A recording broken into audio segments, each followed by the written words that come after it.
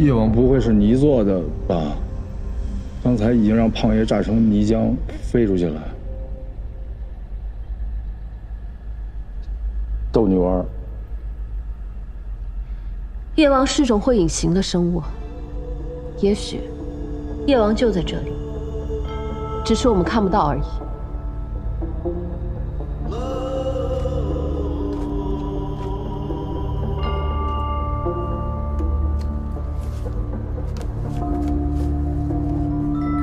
哎，有发现！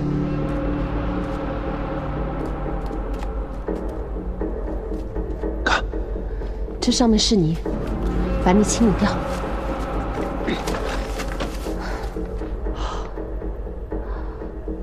小心一点。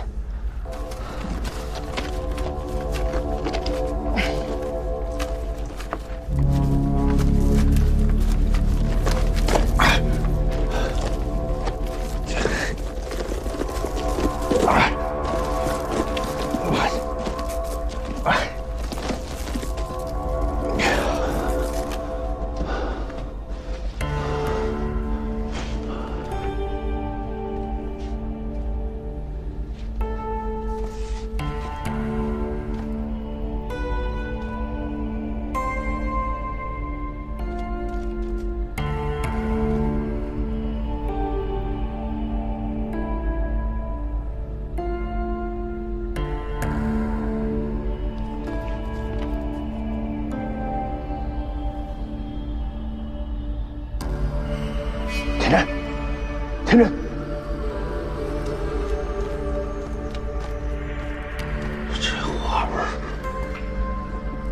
这花纹也太复杂了吧？这是怎么雕刻上去的呀？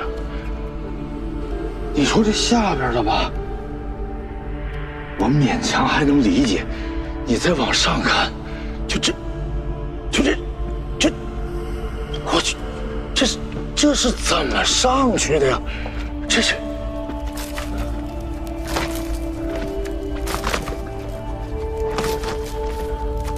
这不像骂人。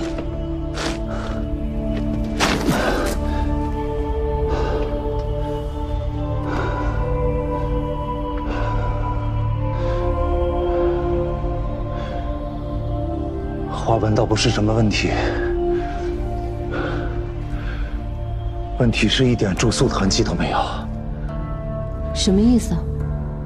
就好比我们盖房子，石头和石头之间的连接，我们可以看到一道缝隙。但是刚才从那边一直走到这边，我一直在寻找这个缝隙，却始终没有找到。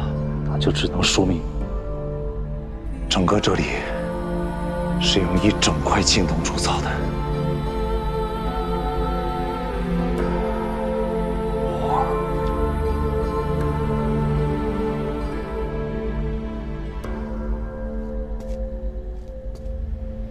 你也没见过呀？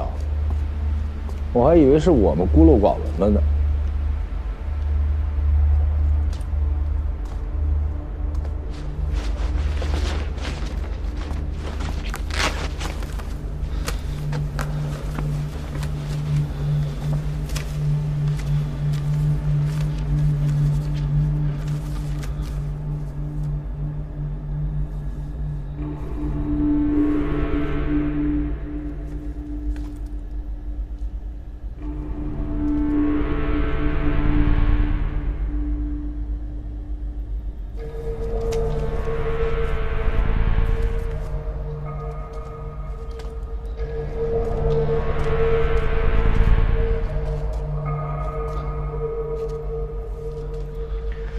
胖爷，我真不怕丢人现眼。这到底是干什么用的呀？我也说不清楚。小哥的笔记本里边也没有关于这样纹路的记载。谁啊？什么东西啊？看见你了？老头，什么东西啊？我也不知道，我感觉有人看着咱们呢。不会是夜王醒了吧？你别自己吓自己了。嗯，如果真的是夜王醒了，那咱俩早就没命了。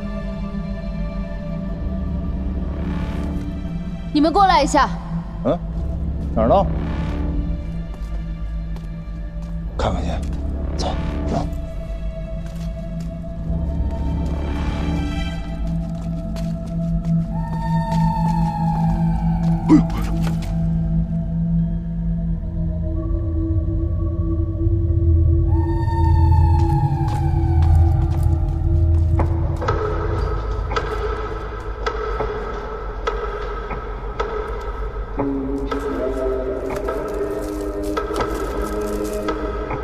已经石化了，小心，起尸。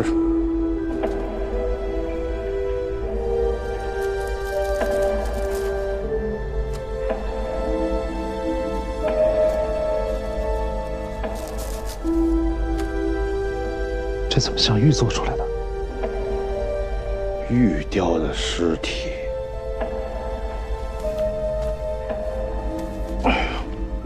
把上面的淤泥剥掉，看清楚点。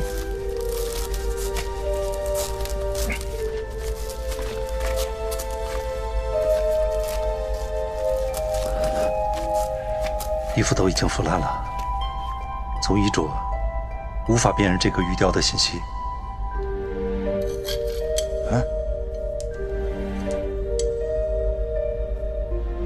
这是影沙洛风格的银饰，这雕的是个影沙洛人。不是影沙洛人，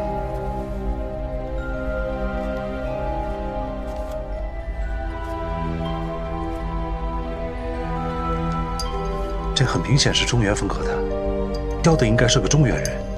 那有没有可能是张家人雕的？线索太少，分析不出来。但玉雕的形态很奇怪，你们看。这玉雕表情很狰狞，口鼻处都做了开口，让泥浆灌了进来，就好像在模仿一个人被泥浆窒息淹死的情形。雕神像的我见得很多，为什么要雕一个被淹死的人？这个玉雕被放在整个洞的正中间，显然有非常重要的意义。在古代，制作一个模拟人的形态的人偶，又如此郑重的对待。一般来说，只有一种情况，那就是祭祀。你的意思是，这个玉雕是祭品，这里是个祭祀现场？我猜，这片区域以前发生过很严重的自然灾害，有很多人都被这种泥浆淹死。古人无法解释这种自然现象，以为是神明发怒，他们觉得这个神非常喜欢被淹死的祭品，就模仿这种死状制作了这个玉雕，向神祭祀以求消灾解难。古代的祭祀大多都是用草扎成人形，但这里一棵草都没有，外面全是石头，所以他们就地取材，用玉石雕了一个人。那这玉雕的胸腔里为什么会有这么多黑色的棉絮？这也是祭祀的道具？不知道。我在张家的记载里也没有见过这种东西。我们敲开它，看看里面到底是什么。好，不用了，来看，这样，这儿已经破了，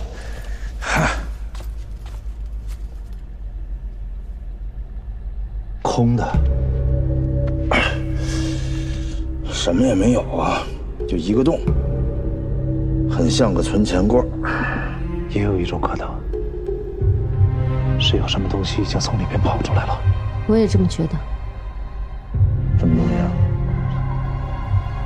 不知道，但一定在刚才的泥浆里，可能被冲出去了。什么东西？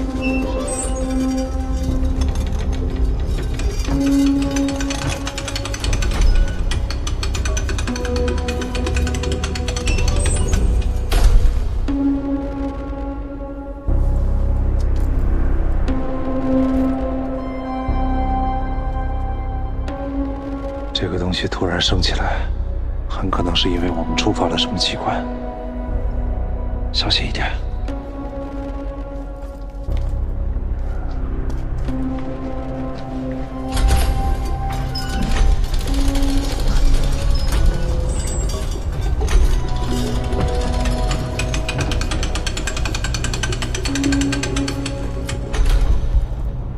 这些柱子全是围绕这个玉雕建造的。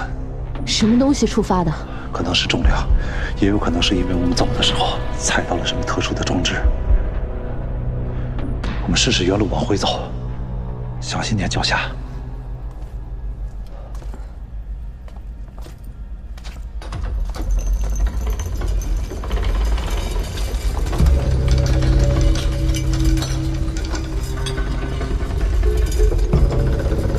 你不会也是看着咱们的吧？这到底是什么东西？干什么用的？我说不清楚，但这个机关这么容易被启动，肯定是有原因的。再试一下。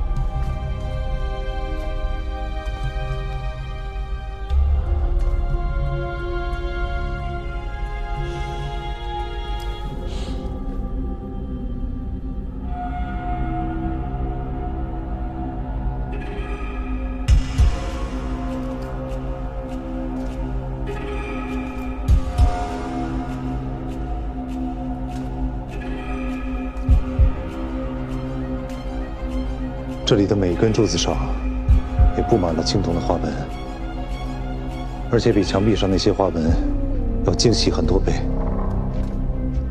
一体成型，说明在建造之初就已经经过了精密的计算。机关上雕刻了这么复杂的花纹，肯定不是为了好看，应该有特殊的用途。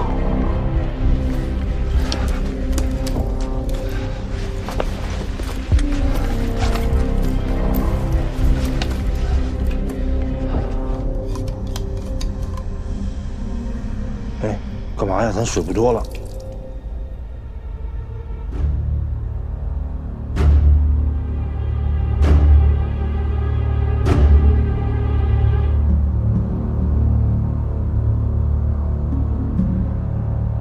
怎么想到的？我之前在秦岭的时候见过一棵青铜树，树干上就有一种特殊的排布规律，肉眼看不见，只有用液体导流才能发现其中的奥秘。哎，你们看，一只羊驼。你的方法应该是正确的。我们等水干了之后再来一次。如果之后还出现相同的图案，那这羊驼一定有着什么样的意义。你来。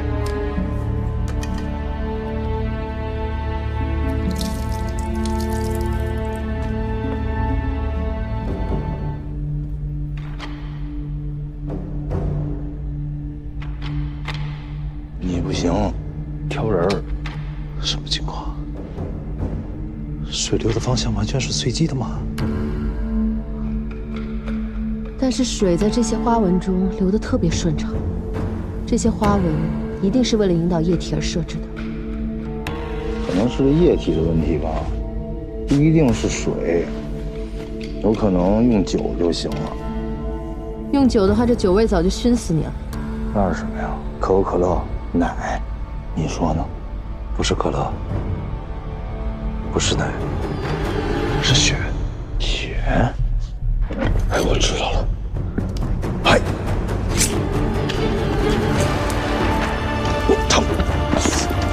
我给你包着。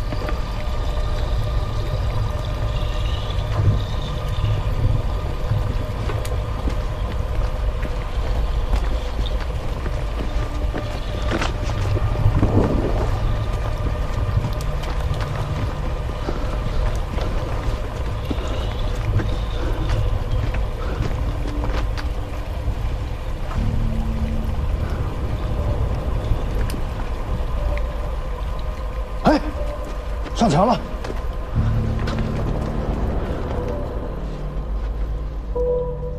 没错，血的密度不同，这些花纹设计出来，就是为了导血的。这些血是不是在引导我们找到什么东西？这回肯定没错。不走了。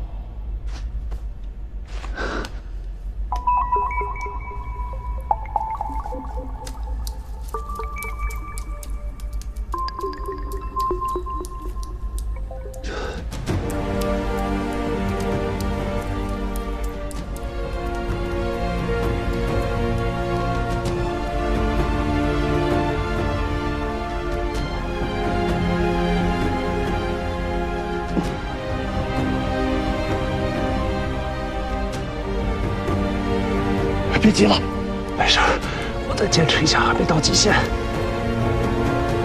别急了。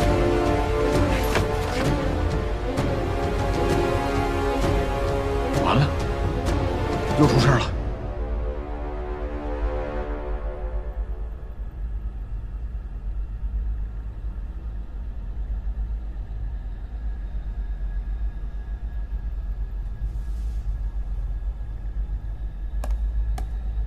小胖子，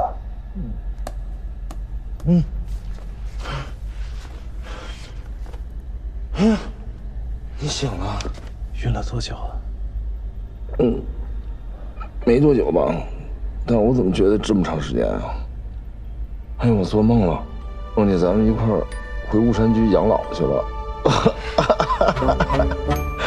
不疼吧？手怎么了？没事。怎么了？陪着你呗。我这一想，你不能光看你一人又流血又晕倒的吧？胖爷我富裕啊，对吧？我这点肥血，留个外人田也没什么。关键是继承你的光辉事业嘛，对吧？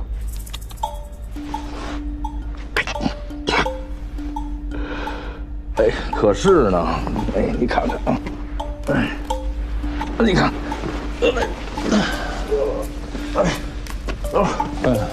晕吗？有一点，我也晕。你看看，可不吗？哎，我一想啊，就你那一点小贫血，都出来那么一大块图案。胖爷我这肥血，咔一泼上，那还不东南西北一片红啊！可是这个就这么一团，往下流了，失败。是不是因为你平时肉吃的多，所以血脂有点高啊？这血脂高还滑呢，突窜的还快呢。那张眼线健康吧？他那血泼上了，你看这不是跟胖爷我同流合污了吗？他人呢？出去了，不放心他哥，说出去看看情况。哎，挑人，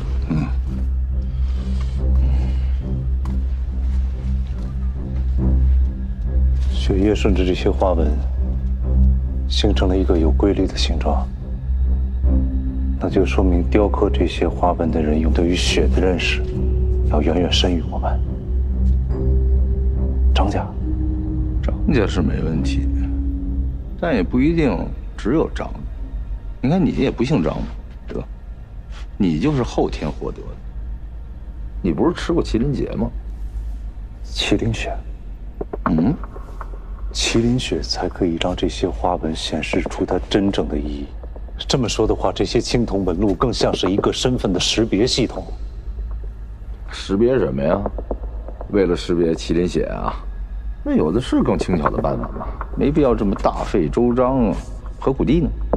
所以说，这么大规模的工程，一定要有一个理由来支撑它。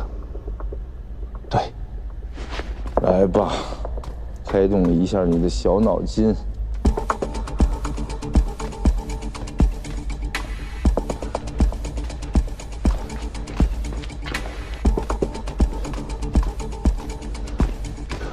慢点，慢点。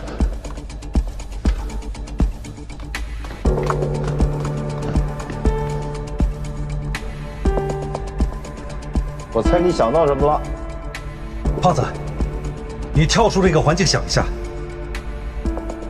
充斥着泥浆的封闭空间，雕刻精美的青铜花纹，还有一具人形玉雕。如果这里真是模拟祭祀的一个场所，那还有一个问题说不通：为什么这些人要用铁链把它锁住，还刻意在周围制造机关，想要困住他？你的意思就是说，这里其实是个笼子，这个笼子要锁住躺在中间的这个玉雕。这哥们儿又不会动，为什么要锁住他？因为要锁住的不是他，而是他身体里边的东西。这不是在祭祀，而是要困住的一个东西。夜王，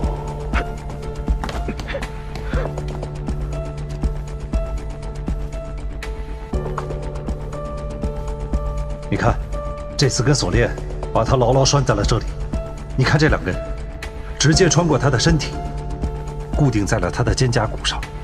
这4根锁链不是摆设，而是有真实的固定作用。做这些的人真的觉得玉雕里的东西是个活物。可别说了，先别吓唬自己，说不定只是做玉雕的工人偷工减料，往玉里塞一坨黑棉花，塞完把泥浆一灌，也没人发现得了。不过还有一个问题，这泥浆到底是哪儿来的呢？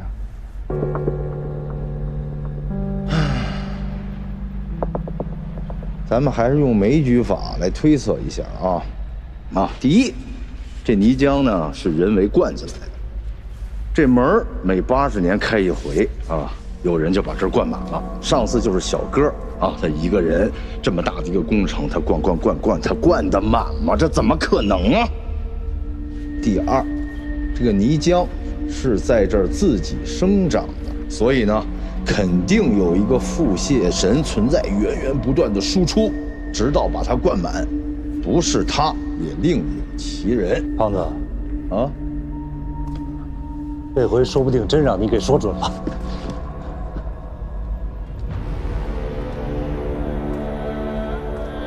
你还记得之前的影沙洛遗迹吗？老冯当时就说过，在影沙洛的地下存在着某种地质的变化，融化的血水和某种矿物质结合成了这种泥浆，泥浆又从这道缝隙涌出来，淹没了整个身体，然后填满了整个的空间。这就是大自然的奇观啊！吴邪，你还挺聪明的。这么快就回来了，哥呢？我哥没有把他们拦住，汉斯已经带人追上来了，我暂时把他们困在一条死路。他们已经脱困了，一旦他们进来，这里的局势就不在我们掌控了。现在唯一的办法就是把青铜门外的路炸塌，这样还可以拖延一会儿时间。炸路，我们自己把自己闷死在这儿啊？那你还有什么其他选择吗？已经到终点了，汉斯是不会听我们的，这次他一定会下杀手。来，把所有雷管给我，我出去炸路。快啊！要炸也是胖爷我炸呀，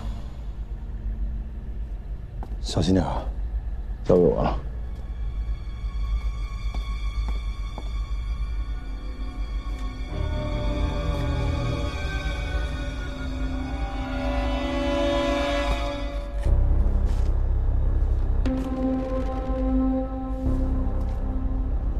吴邪，你的分析能力不错，这么一点资讯就可以分析出这么多，已经相当了不起。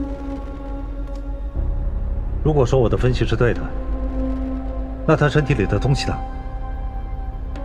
不知道。嘿，但这已经不重要。什么意思啊？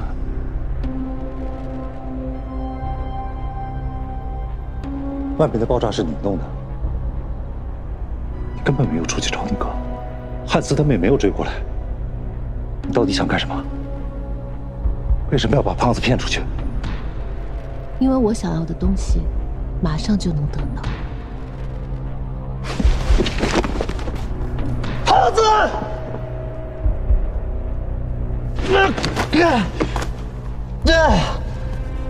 赵海星，你到底要干什么？你赶紧放开我！我告诉你，你别以为你是一个女人，我就不敢跟你动手。你要再这么发神经，我就反抗了。我真的反抗了。你真是个小天真啊，天真。既然相信张家人会跟你合作，你也太看得起自己了吧？你什么意思？你到底是谁？我只能告诉你，我现在已经不属于张家。胖子，胖子救我！胖子，别喊了，胖子救我！喊也没用，我已经在外面给他设了个套，他很有可能已经去找叶王了。你会做报应的，张海星！打！既然你刚才的血放的不够，让我们看看放干了是什么效果。你做这么大一个局，把我框进来，不可能只是为了要放我的血。这些图案是什么意思？你至少让我死个明白。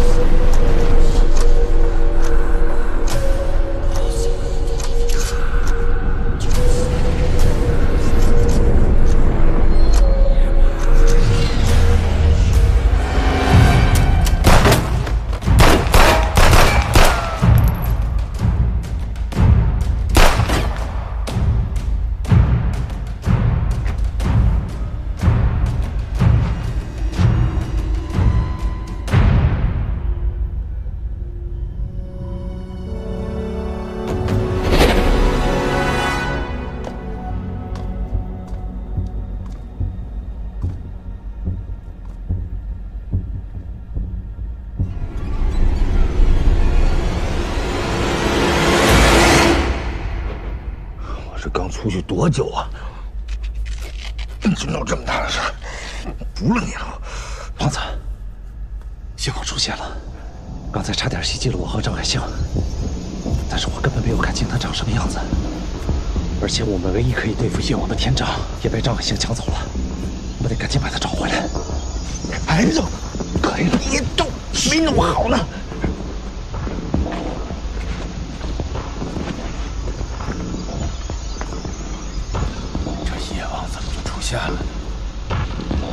他其实一直都在，只不过我们看不到他。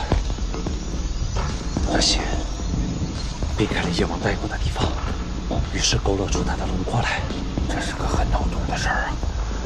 刚才我们在查看那些图案的时候，他其实一直都藏在旁边，所以张海星才放我的血，想利用我的血找到叶王的位置。哎！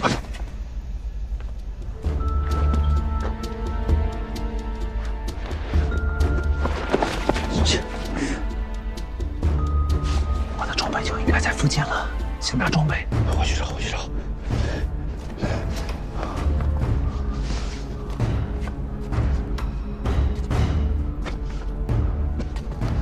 在等着。哎，最后一根了。本来胖爷想拿它去上厕所用的，我呢，探个路，也给这货引个歪道。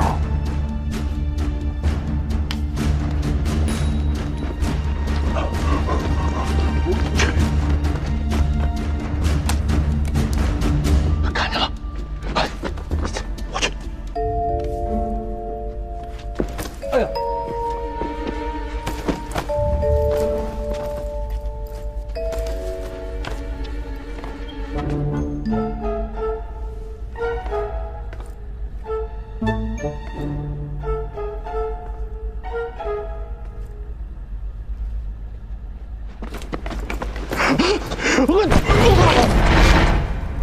胖子！天辰，别过来！我炸你的货！我恭喜发财！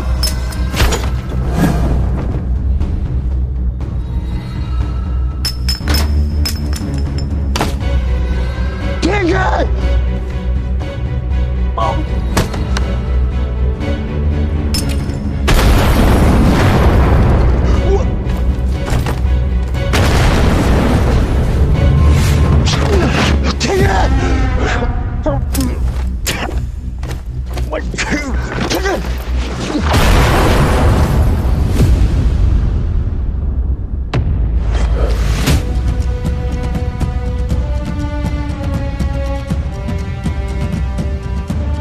我保护你！我抓胖子，已经来不及了，赶紧跑！好主意，快！快！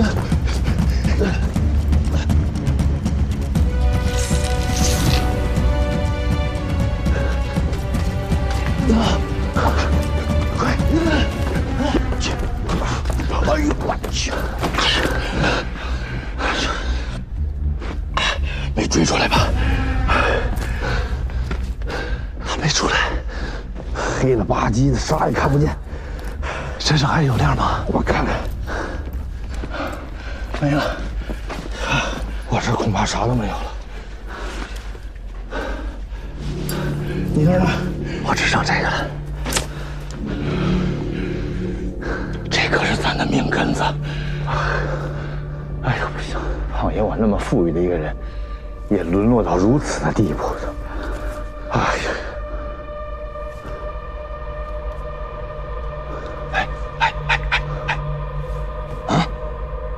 看看这个，这跟石油似的，这黏了吧唧的，这是不是能点着火？试一下，试试。啊，我这有这个。咱要没有亮，就那个就成了咱们死之前的圣火了。我跟你说，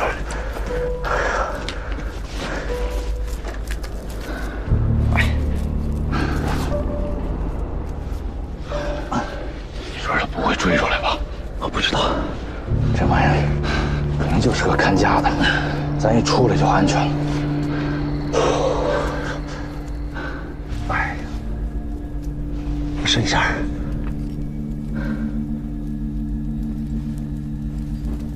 哎，行。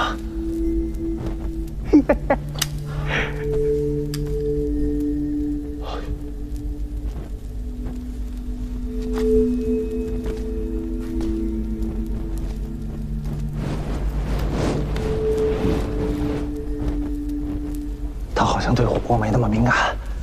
来，过来。哎呀，怪我长什么样啊！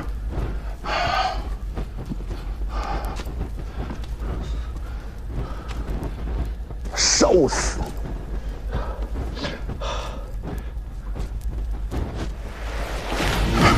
来了来了，躲，快跑，快躲起来！乱！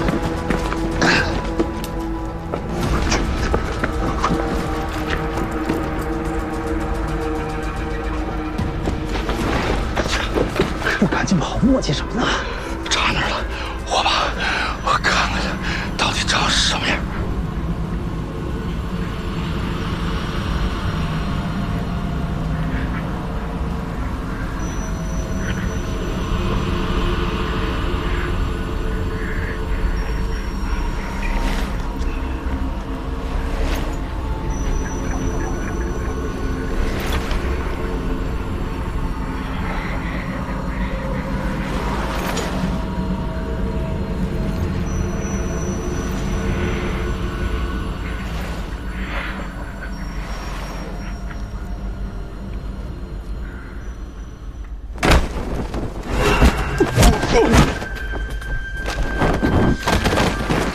你刚才差点把我炸死。你还差点把我摔死呢！胖子，别过来，让爷跟他单挑。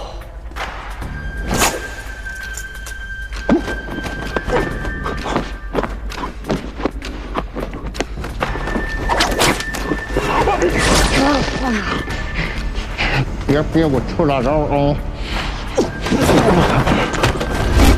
我就看你能出什么招。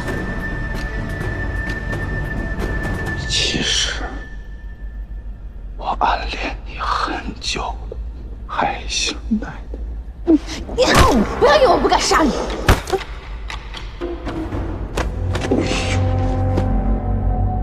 配合默契。你要杀谁呀？你杀？哎，就等你这一下呢，没枉费胖爷不要脸。你怎么这么猥琐呢？要不然呢？10个咱俩都打不过他。为老不尊。哎，好险呐！什么情况啊？他为什么这么对咱俩呢？这老太太太狠了，她要我的命。刚刚他骗我汉斯来了，叫我初来乍露。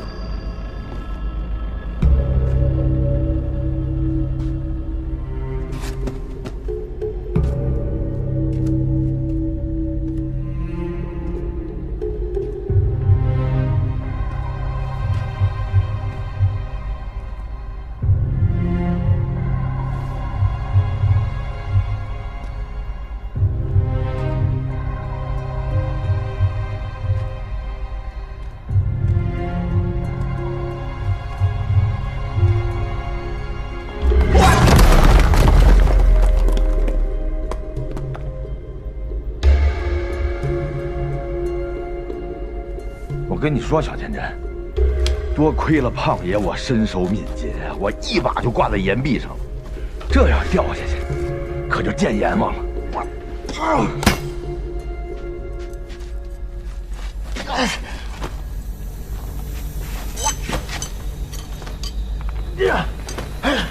我去，我去！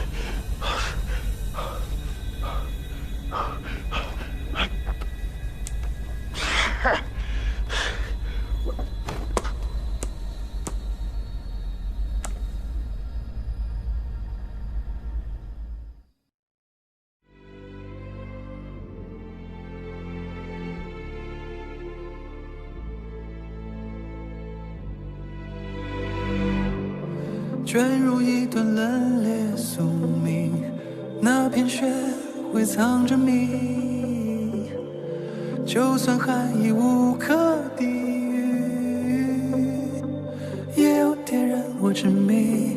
等到所有风雪消弭了，不再掩盖着那片未知生机，只有你向永恒走去。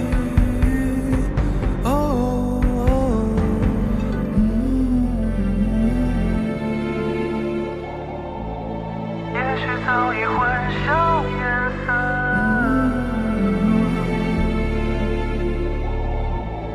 也许早已沉沦婆娑。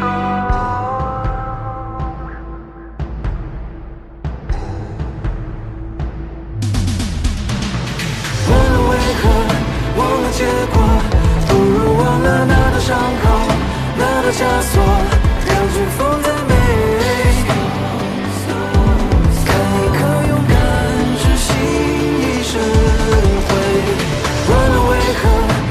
结果却更执着世界如何，历经如何，感觉将轮回。忘了悲喜，忘此刻。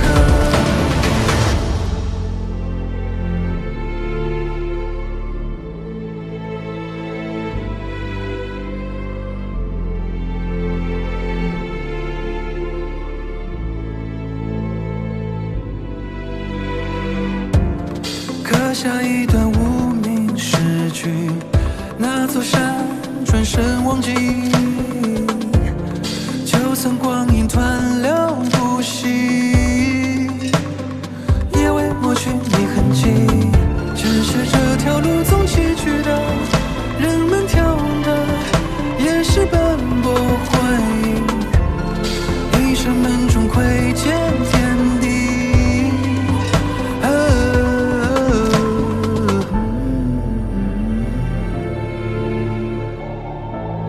就算早已混淆颜色，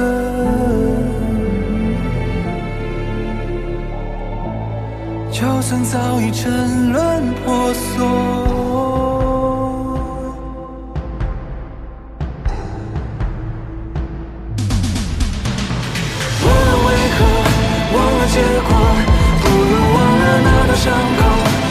枷锁，让飓风在每